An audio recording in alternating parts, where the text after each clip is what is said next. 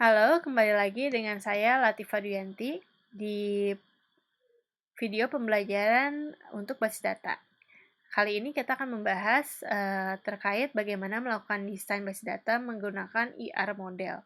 Nah, nanti akan ada beberapa segmen dari video terkait desain menggunakan IR model ini. Silahkan diikuti ya.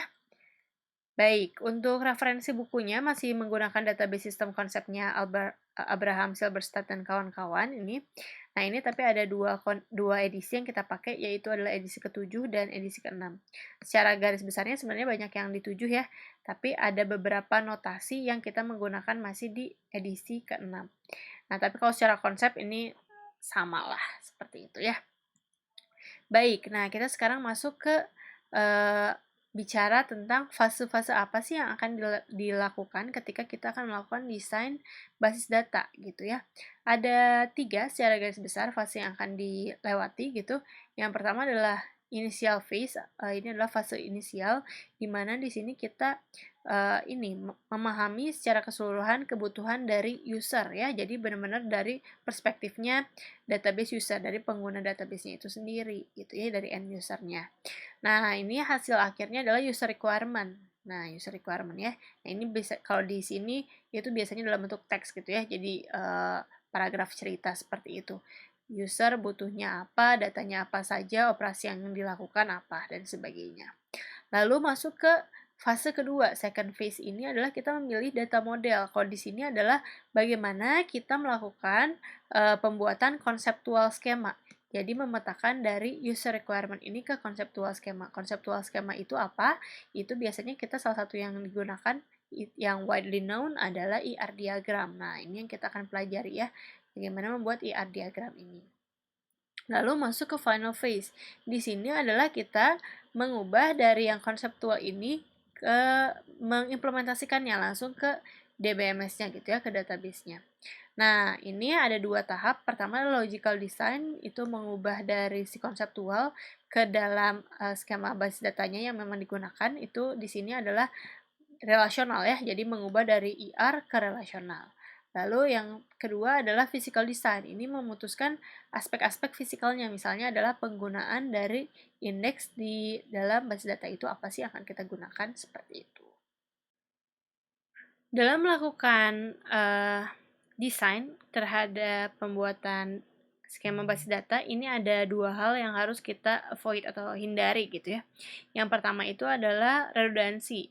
Jadi desain yang buruk itu menyebabkan banyaknya informasi yang redundan. Jadi misalnya contohnya kita punya basis data yang menyatukan antara mahasiswa dengan mata kuliah. Jadi pengambilan mata kuliah. Misalnya di pengambilan mata kuliah itu isinya ada mata kuliah sama mahasiswa yang mengambilnya. Nah, bayangkan ada misalnya kuliah kita saja ya, basis data itu diambil oleh 100 orang gitu ya, misalnya 100 orang, berarti data terkait basis datanya itu, kuliah basis datanya itu akan muncul 100 kali ya, 100 kali. Misalnya IF 2140 basis data 3 SKS gitu, terus misalnya apalagi nih, kuliahnya dilangsungkan jam sekian, nah itu akan berulang 100 kali seperti itu. Nah, itu yang ingin kita hindari. Bagaimana meminimalkan redundansi tersebut, karena dengan banyaknya redundansi itu memungkinkan juga datanya bisa inkonsisten. Kalau kita mau mengubah terkait basis data tersebut, misalnya dari IF 2140 itu jadwalnya pindah nih dari jam 8 pagi jadi jam 8 malam, kan gawat juga. Nah, itu berarti harus ubahnya ke 100 tadi ya, ke 100 record. Semuanya harus diubah. Seperti itu. Lalu yang kedua juga yang harus kita hindari adalah incompleteness. Jadi ada beberapa aspek yang memungkinkan nanti ketika kita akan melakukan desain itu jadi sulit atau jadi susah. Misalnya seperti apa? Tadi ceritanya adalah kita menyatukan antara mahasiswa sama mata kuliah ya. Jadi kan itu kan ada mata kuliah sama mahasiswanya siapa yang mengambil. Lalu misalnya ada mata kuliah baru nih, how to be a YouTuber misalnya nih ya, ada mata kuliah baru. Nah, ketika dia di-insert ke situ, kan belum ada mahasiswa yang mengambilnya. Nah, lalu nanti atribut mahasiswanya bagaimana, diisi dengan apa ya? Nanti biasanya mungkin diisi dengan nul gitu. Nah, itu adalah contoh-contoh incompleteness seperti itu yang harus kita hindari nih dalam melakukan desain basis data. Nah, untuk itu, maka ada beberapa pendekatan desain yang bisa kita lakukan. Yang pertama adalah kita membuat si Entity Relationship Model atau ER model. Jadi ini kita membuat model enterprise itu dalam ini apa, koleksi atau collection of entities and relationship. Jadi menggambarkan enterprise dalam entity dan relationship. Entity sendiri adalah thing atau objek gitu yang bisa dibedakan antara satu dengan lainnya. Nanti kita masuk ke entity ya.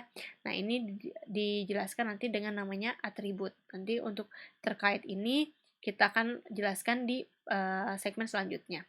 Lalu selain entity juga ada relationship. Relationship ini adalah hubungan antara satu atau lebih tabel gitu ya, antara several entities. Nah, ini digambarkan dalam bentuk namanya ER diagram. Nanti ada bentuknya kotak, ada bentuknya diamond, lalu ada garis-garisnya, nanti kita pelajari ya lebih lanjut.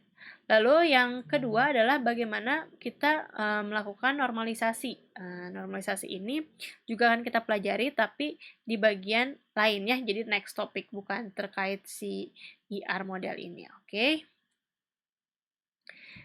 Baik, sekian pengantar terkait desain basis data. Selanjutnya akan kita pelajari bagaimana apa itu entity, relationship, dan atribut. Dadah!